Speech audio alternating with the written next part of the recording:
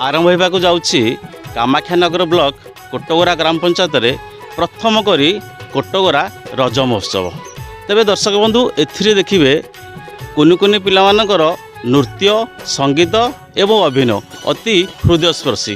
ता सहित सेतिक नुहे दर्शक बंधु ता सहित मीना बजार घरर जावतीय उपकरण एवं विभिन्न प्रकार सुस्वाद्य खाद्यर मजा आपण माने एई रज महोत्सव रे नहीं पारिबे।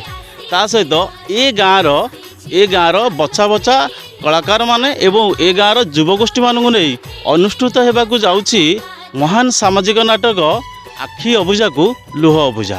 केवल सेतिक नुहे ता सहित आपण देखिपारे आम पाखे आसिकी योगदान करेंगे विशिष्ट अभिनेत्री चलचित्र जगतर विशिष्ट अभिनेत्री राली नंद एवं विशिष्ट कंठशिल्पी आम पाखे उपस्थित रहिबे श्रीजुक्त शक्ति मिश्र।